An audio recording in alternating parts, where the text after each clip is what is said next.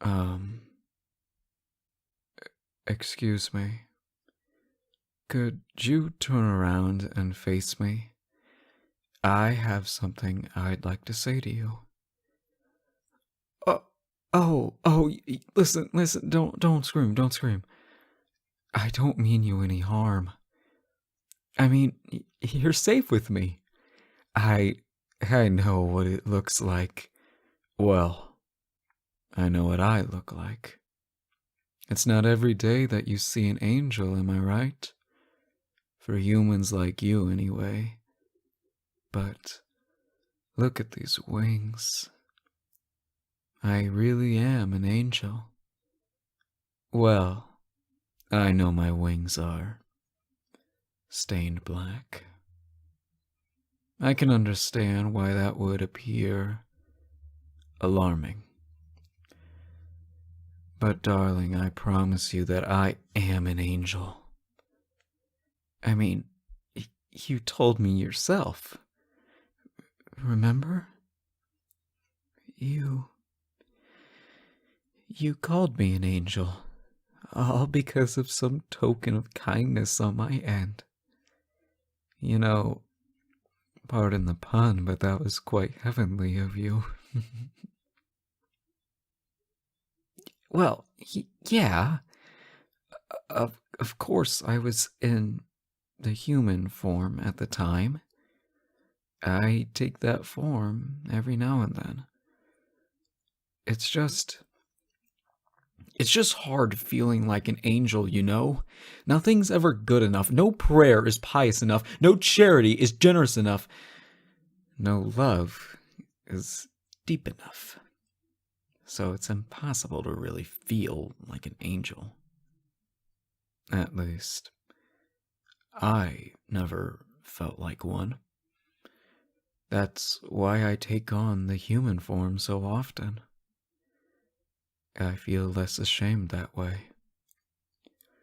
When I pretend to be human, it makes me feel like less of a failure of an angel.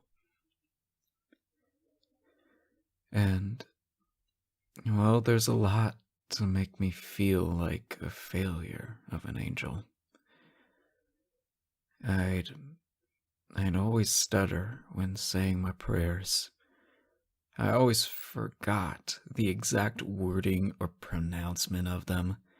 I don't know how normal I sound to you, but I actually have a bit of an accent in the language of angels. The other angels would laugh at me. They'd hit me. But they were often always angry at me. They would yell. They would shout. I'd cover my ears, but I could still hear them. The bleeding of my ears upon my hands reminded me that everyone knows how much of a screw-up I am. But not you. You didn't think that I'm a screw-up. You didn't. You called me an angel.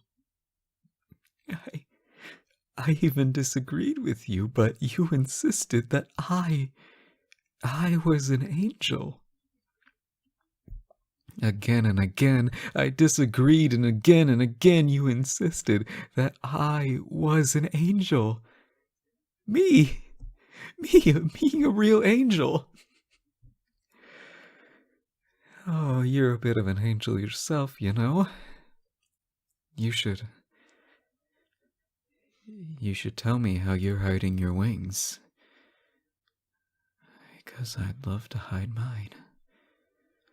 But not only did you call me an angel, which, please keep in mind that I do love that.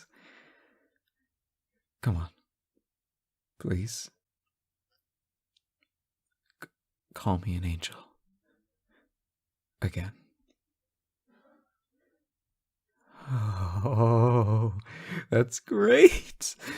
Oh, that's the stuff. Come on, please. One more time for me. Oh, there we go. I cannot get enough of that. Oh, I really want to ask for more, but I don't wish to be a burden upon you.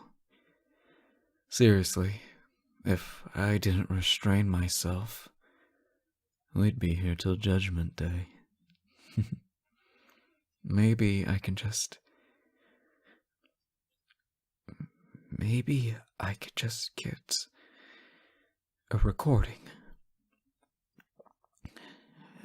A recording of you calling me an angel. And then I can play it on repeat for myself. Well, I mean, I already have. in my head. I hope you don't mind. Now, wait, where was I? Sorry. I was sure that I had a point here somewhere. I don't think my whole thesis was just me fawning over how gorgeous you are. Your delicate skin, your soft hair. You are... right. Like I was saying, not only did you call me an angel, but you helped me be one. You know, you really motivated me to act like an angel. A real one. Part of our job is to look over humans. I never much cared for that, though humans reminded me too much of angels, with their ego and selfishness, and their bitterness towards others. But not you. No, you were completely different. You are perfect. You are a real angel. Or, you're not a real angel. You are what an angel is supposed to be. The sins I've seen you commit aside. But that is why you made my job so easy. It was always a joy for me to look after you, killing every stinky, filthy demon that breathed in your zip code, all in the name of keeping you safe. Of course, it wasn't my job to be your personal guardian angel. That honor wasn't bestowed upon me. But I'd like to think I took up that title myself, so please, I'd love it if you could think of me as your own personal guardian angel. After all, I did so much to protect you, not just from demons, but from humans as well. You see, I know a bit about humans. I have watched them all this time, after all, in terror from up in heaven. I know the horrors. I watched the atrocities that humans can commit.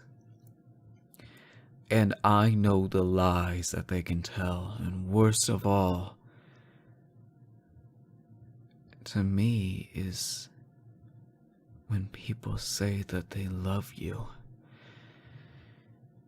Oh, which is why I wanted to protect you from such lying humans, to spare you the venom spewing from their lips.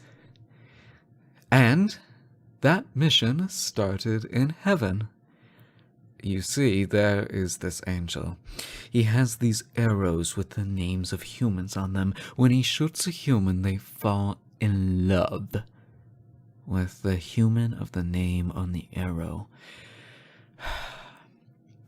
I'm using the term in love very verbally here because you know how superficial human love can be.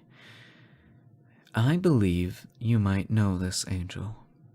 His name is Cupid. Anyway, his job is to make humans fall in love. Ugh. Naturally, I couldn't have that. I couldn't have you artificially falling in love with someone with their fake, worthless, spineless affection!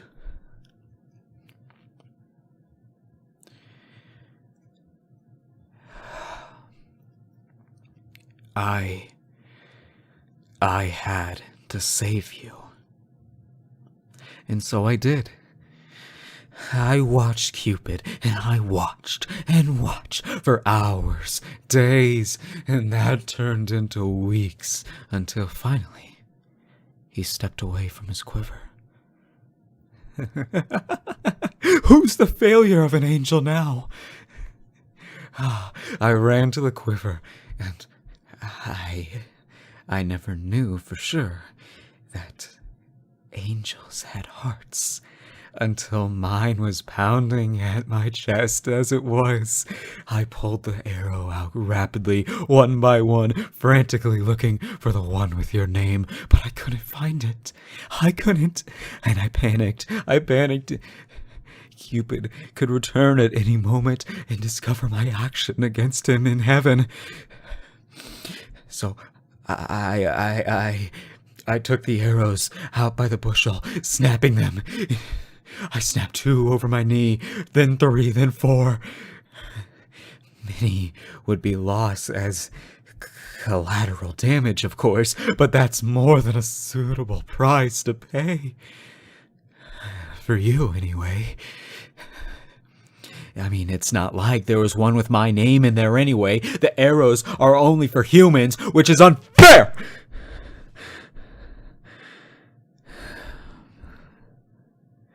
Of course. Oh, of course Cupid caught me. Oh, but it was too late for him. Oh, my eyes met his just as I broke that last bushel over my knee. The look of agony and terror all over his face, it was priceless. It reminded me of me. He froze up like a deer in headlights. Time stopped for what seemed to be ages. Until my laugh broke the silence. Yeah. Yes, I laughed. How could I not? I won. Of course, when he finally gathered up some semblance of composure, he flew away with utmost hate to warn the others of my treachery. I would imagine, of course. And I couldn't have that. Now could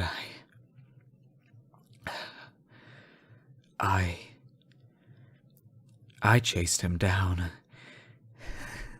Oh, he had barely taken off when I grabbed him by the neck. In the moment, I could only think of how to ensure he couldn't get the others to warn them. And then it dawned on me. Such a divine revelation dawned on me. With a slash of my hands,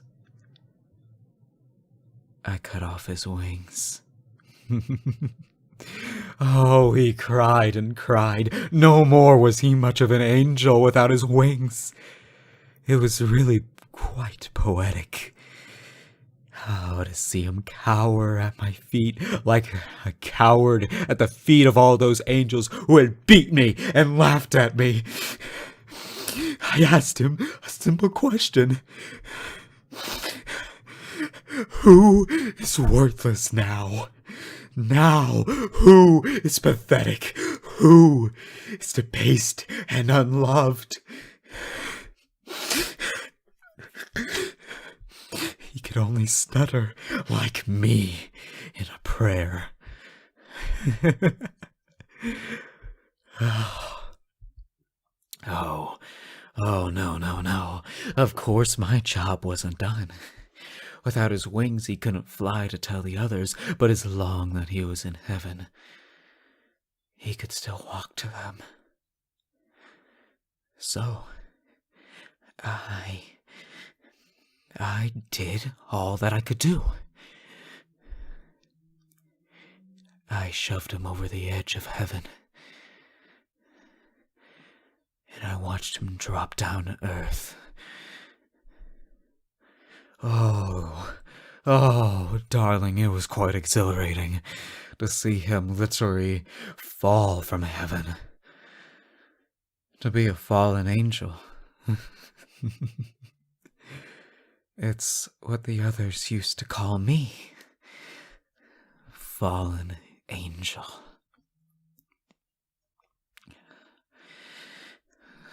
Oh, but still, the beating of my heart could not leave me alone.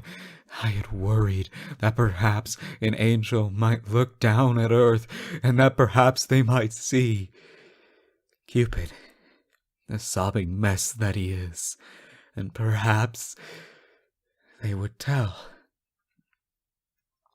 So I dug a hole. A deep, deep, deep hole that, when filled, would have too much dirt. Oh, that even an angel could not lift. And I tossed Cupid down there. I buried him beneath my feet. Finally, he was truly beneath me! Though, as I was burying him, I had noticed that my wings, they had become tainted. They were black. And then, no matter how I beat them, I could not take them off. And I realized that I was unable to fly back to heaven. But you want to know the funniest part? All I thought was, oh well. Oh, I know what I am, and who cares if I can't make it back to heaven? My heaven is with you. My heaven is with you. Oh, my sweet girl. Oh. But that brings me back here to you. Now that you know what I've done for you, and you know just how good of an angel that I am for you, I am your one and only personal guardian angel, utterly devoted. Nobody protects you like me. No one cares for you like me. No one will truly love you like I do. Especially no human. I don't think any human has fallen from heaven just for you.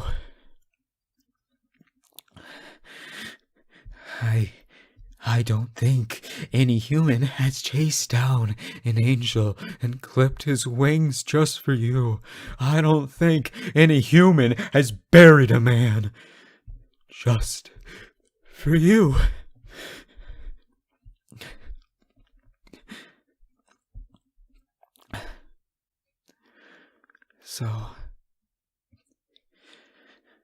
So what do you say?